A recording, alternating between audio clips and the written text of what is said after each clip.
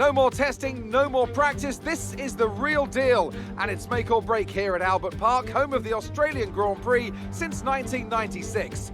And home to round one of this year's Formula One World Championship.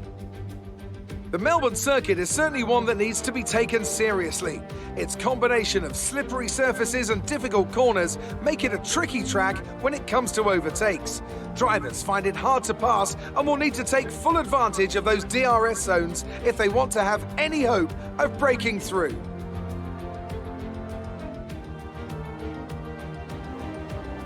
Can Mercedes start with victory in their bid to win a 7th consecutive Constructors' title? Could Ferrari or Red Bull establish an advantage early on? And with 22 cars on the grid, how quickly can the new team find their footing? Well, it's great to be back, Anthony Davidson. We've got a lot to talk about this year. That's right, Crofty. It felt like a long winter, but it's good to finally be back. I have to think the usual suspects will battle it out at the front, but there are always going to be some teething problems early on in the season, so whoever can keep on top of their issues will have the advantage today. As I mentioned earlier, we're up to 11 teams this season, with a new entry run by, well, of all things, an owner-driver. That's something we haven't seen in this sport since Hector Raback over 4 decades ago. So how are they looking so far? Ever since their participation was announced, there were questions being asked about whether an outfit like this could survive, and certainly it's proving to be a trial by fire so far. Let's hope they can continue to draw in investment and find a little more pace as well. Before we begin, let's take a quick look at the grid lineup for today's race. Good job yesterday from Valtteri Bottas. The Finn starts from pole position, and it's Lewis Hamilton alongside. Looking down the rest of the grid, we have Vettel, Leclerc, Max Verstappen, and Albon, Sainz, Ricciardo, Norris, and Esteban Ocon, Perez, Stroll, Pierre Gasly, and Raikkonen, Giovinazzi, Kvyat, Kevin Magnussen, and Louis Delatraz. Grosjean, the owner-driver, Latifi, and George Russell ends our grid lineup. And now it's time to head down to the track.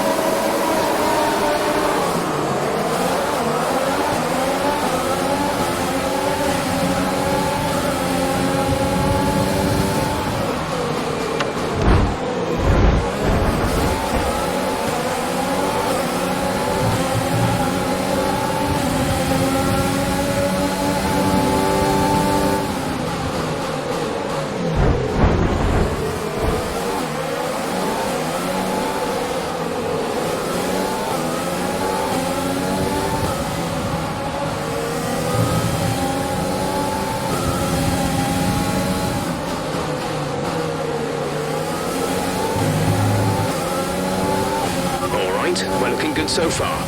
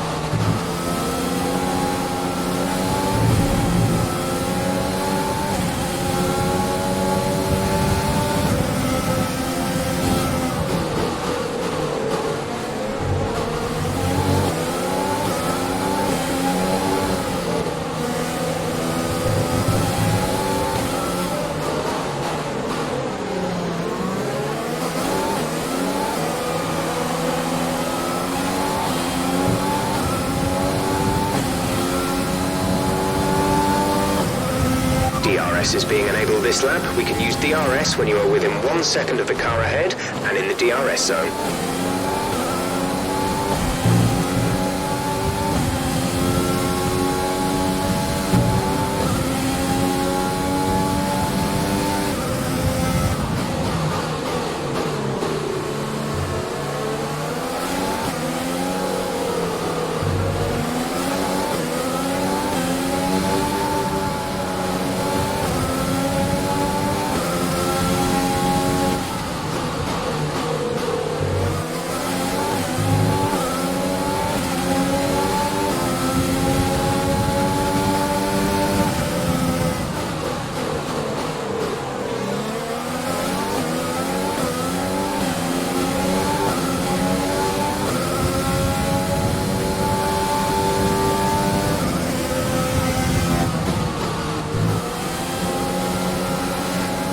Yellow flag.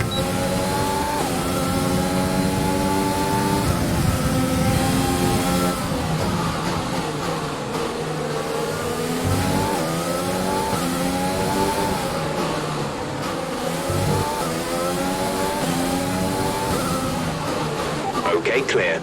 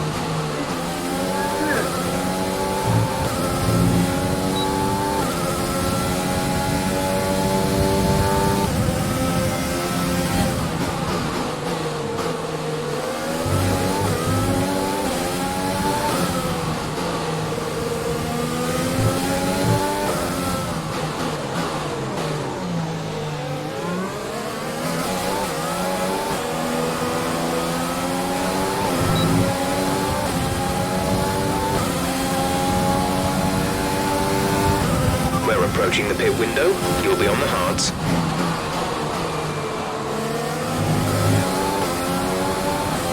The car behind it.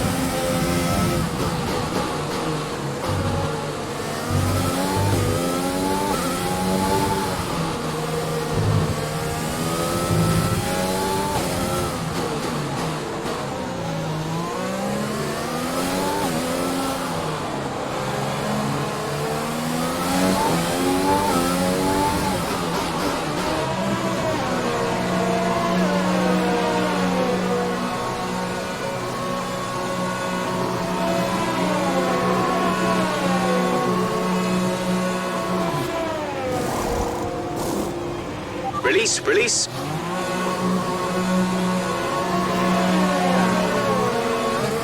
Look after these tyres now. We want to finish the race on this compound.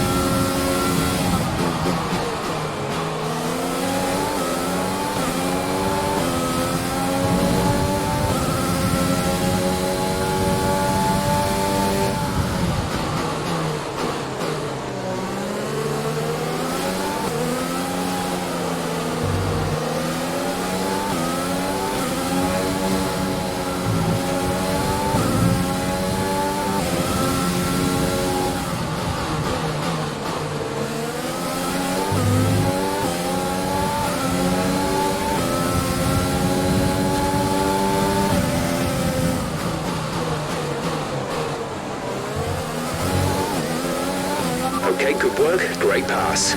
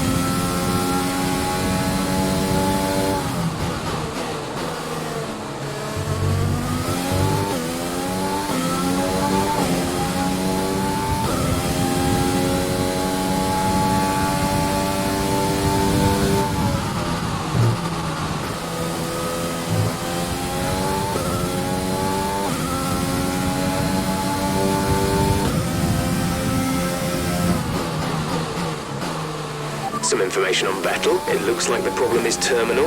They're retiring the car.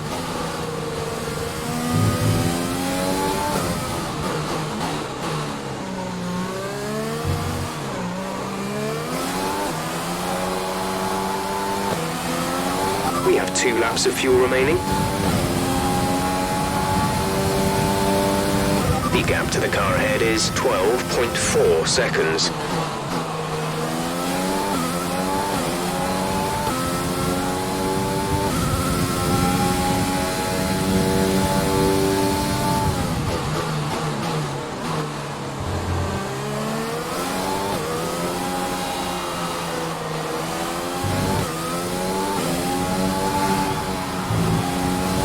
Green flag.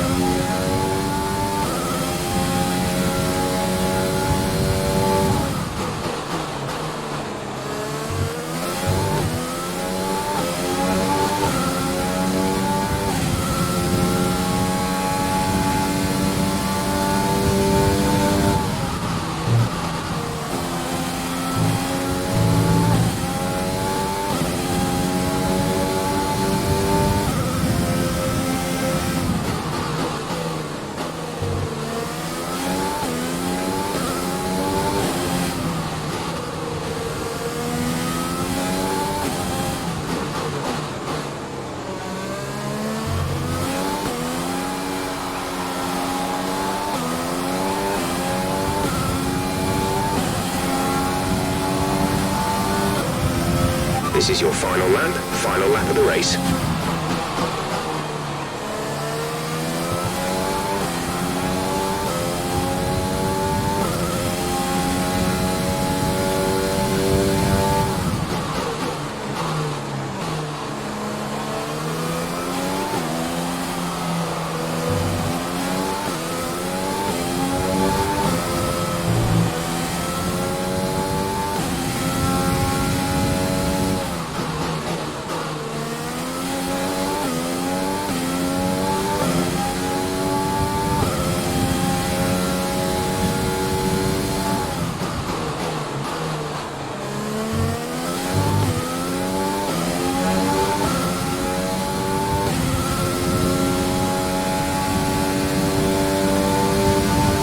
The car in front is 11.0 seconds.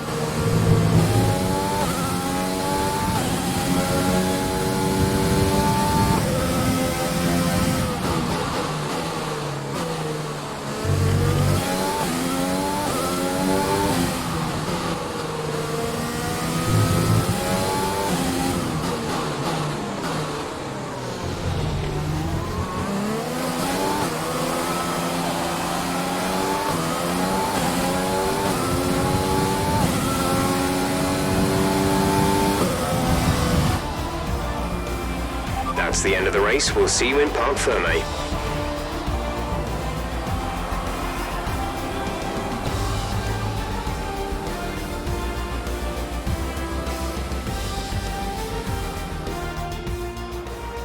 A great race then, and a fantastic victory here at Albert Park.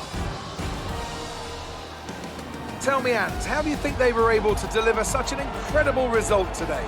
Well, I think it was clear what the main contributing factor out on the track was today: speed. I know it sounds like an obvious thing to say, Crofty, but fast cars win races, and we saw that today with our winner. And I can see the drivers starting to approach the podium for the victory celebrations. A real team victory today. Everybody played their part. Congratulations then to Mercedes, your race winners today.